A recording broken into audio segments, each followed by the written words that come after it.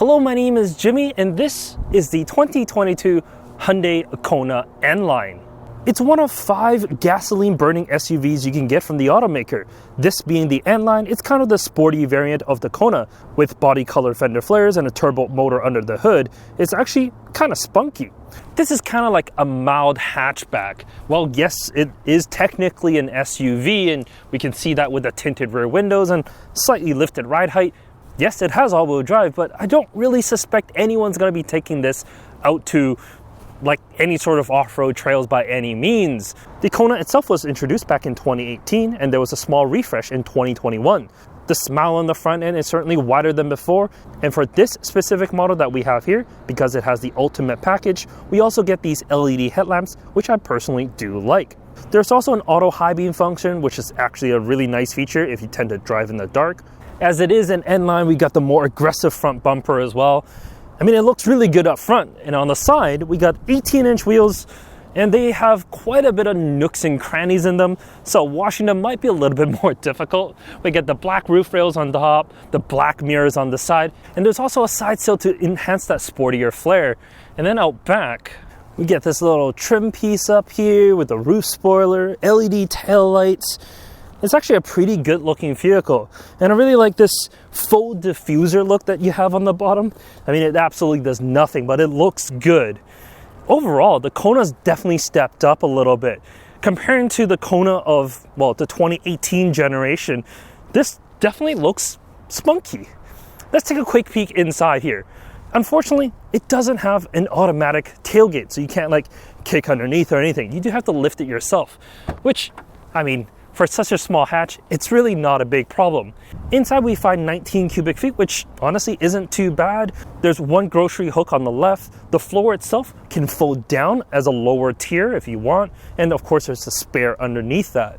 The back seats themselves, they actually fold 60-40 to make it a little bit easier for you to hold longer items. But let's take a quick peek at those rear seats. All right, the back seat of the Kona. I'm 5'11" and adjusted this driver's seat to my height, and back here, it's not too bad. I'm like grazing the ceiling here, and I mean, the seats, they're decently comfortable. Knee room, leg room, it's good as well. I don't have any like ventilation or USB ports back here. That's definitely something that it's lacking. The only thing I get to play around with is just this window switch and the cup holders in the middle, and that's really it. But honestly, it's not bad back here. I mean, I'm 5'11", I'm not like super tall, but for someone of my height, it's still being decent back here for a subcompact. That's pretty good. Just to test the space within the vehicle, here's a Kleck Ling, an infant seat, as well as a Kleck Fünf, a convertible. I did have to move the driver's seat forward just a smidge, and as for the passenger side, myself at 5'11", well, I just wasn't the most comfortable up here. In any case, let's check out the front seats. All right, the front seats of the Kona. Well, I must say, these seats are plenty supportive. No, they're not like full bucket seats or anything like that, but, well, the side bolstering, it's just big enough to actually kind of hose you in the seats themselves. The seat is heated as well as cooled. I mean, it's a subcompact with heated and cooled seats. Find me another vehicle with heated and cooled seats in this segment. There really isn't that many. In front of me, pretty typical Hyundai steering wheel. It's the older one, so there's a lot more physical buttons and the kind of that touch-sensitive buttons you get on the newer ones. I actually don't mind this at all, and there's a nice little N logo on the bottom to make it extra sporty. Behind, a full digital cluster. It's just nice. That's really what it comes down to. It shows you everything that you need. It's essentially the same one that's lifted from the Tucson and just slapped into the cluster here. I mean, there's like high-end vehicles. I mean, Hyundai's own Genesis, the G70, doesn't get this, at least here in Canada. I know in other markets they do, but this is a better cluster, technically, than the G70. That's kind of cool. What isn't as good, though, is there's a heads-up display, but it's one of those flimsy plexiglass units, which it really isn't the greatest. It's generally just not at the right angle, and depending on your height, it just won't match the driver. I'm sure some people like it, but personally, if it's not a full heads-up display, I'd rather just not have it at all. But something they did update, this infotainment system. 10.25-inch screen It's absolutely massive within this interior. It's your typical Hyundai unit, so there's CarPlay, Sirius XM, Sounds of Nature, Android Auto, everything that you really need. The only thing is, connectivity to your smartphone is wired. There isn't a wireless option. If you step down a model, you actually do get wireless connectivity there. So it's like that for basically all Hyundai and Kia products. It's weird, but I'm sure sooner or later they'll figure it out. We just gotta give them time. I do like the dedicated volume tuning knob and a bunch of buttons on the bottom here. It just makes it easier to use overall. And speaking of easy to use, the rest of the cabin. Climate control is a single zone climate control. You just control temps on the left, fan speed on the right, or press auto and just let it do its thing. There's a Qi wireless charger down here, some USB ports. It's a functional interior, that's really what it is. There's a bit of red here and there to kind of spice up the interior, like on the vents, on the shifter, on the steering wheel, as well as the seats here. But the rest of the cabin, yeah, it's definitely subcompact levels. This is a cheaper plastic up top. It is textured, which is nice, so it's not as cheap as it could be, but it's definitely not like, Tucson levels of nice. You kind of have to step up a little bit for that. Anyways, let's go for a drive and feel what this little Kona is all about. All right, on the road with the Kona N-line. Underneath the hood, it's a 1.6 liter turbocharged 4-cylinder. It makes 195 horsepower and 195 pound-feet of torque. Mated to that is a 7-speed dual clutch and 4-wheel drive, which actually for this class of car, it's actually a decent amount of power.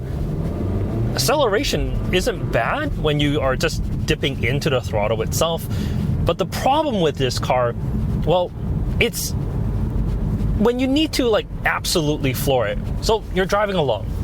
For example, I'm driving now and I need to give a burst of acceleration. From the time you absolutely floor it to the time that it actually goes, it's a long time. There's a huge delay there. And yes, you can be in sport mode and that can speed things up, but when you're driving around normally, you're not going to be in sport mode. You're going to be in, normal, as I am now. So the delay it's just a little bit longer than I personally like. And on top of that, the transmission. Driving around town normally, you want a smooth riding experience, and unfortunately, this dual clutch cannot deliver that. You feel every single gear shift, and the shifts are, you're just a lot slower than traditional automatics. There's really no point of having this dual clutch. It's not any snappier than a regular automatic would be. There's no need for a dual clutch in here. Automatics these days are just so much better than they were, where they can be just great transmissions. And unfortunately, this dual clutch, it really isn't a great transmission. It's the biggest fault of this vehicle. It really is. Other than that, though, the driving experience is really good. Handling is great. Brakes are, okay for a vehicle like this. You're not going to be taking it to the track or anything like that, so it really doesn't matter in that sense. But, when you throw around to a corner, it's actually kind of fun. Because the vehicle is relatively light and there isn't a lot of mass, the car just kind of shifts with you. It's just more engaging and it's a little bit more fun to drive than a regular vehicle would be when it's filled with thousands of electronics and bunch of cylinders and much longer than this. This little thing is remarkably fun, and that's something I did enjoy while driving this vehicle this week. Of course, Hyundai wants to keep you nice and safe, which means that it has all the safety features that you need. Highway driving assist, lane keep warning, it has everything. So on the highway, it's able to keep and maintain your distance in lane. On the highway, it can actually slow down and speed you up depending on the speed limit on the highway itself. In city streets, the stop and go radar guided cruise control is able to basically bring you to a complete stop. You press the button here and then it starts going again when the traffic starts flowing. It's incredibly useful in stop and go traffic because that's when it's a little bit fatiguing, right? After work, 5 p.m., you're just stuck in traffic on the way home. You set your speed, the vehicle just does the rest. And because it actually has really good lane centering, it can keep you pretty well within the lanes. And I mean, it's not full autonomous driving, don't get me wrong. You're not going to be like sitting here or sleeping or anything like that. But you know, your mind can wander just a little bit without paying as much attention to the road. That's a really wrong way to put it. You should be paying attention to the road.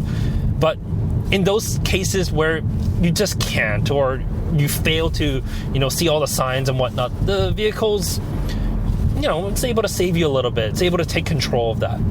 The only thing it really doesn't have is a 360 camera, but because of the size of the vehicle, I mean, you really don't need it. I think it's completely fine without.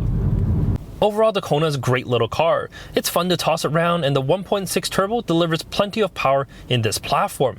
Those who are a little bit more eco-minded can get the base 2-liter, which is a bit better on feel, and it comes with a CVT rather than this dual clutch. And of course, you can step into an EV as well. This particular example is priced at $34,124. It's $3,400 less than the EV models with the incentives here in BC, or about $5,900 less than the full Fat N variant. That said, if you really want an all-wheel drive Kona, well, this is the most powerful all-wheel drive Kona you can get, as the EV as well as the full N only comes in front-wheel drive. So, you know, if you live in climates like Vancouver where it snows randomly, today's kind of frosty, but if it snows randomly and you really want that security of all-wheel drive, well, it's definitely something to consider. It's priced well, it's a good overall package. Personally, I don't know. I might step up just a little bit of money and get myself the Tucson. I mean, the Tucson N-line is a little bit more. Yes, the 2.5 isn't as powerful as this, but the Tucson's interior, just, you know, the materials and just the space, I think that is worth it. In any case, thank you so much for watching this video. Like the video if you do, subscribe if you want to see more, and we'll catch you next time. Take care.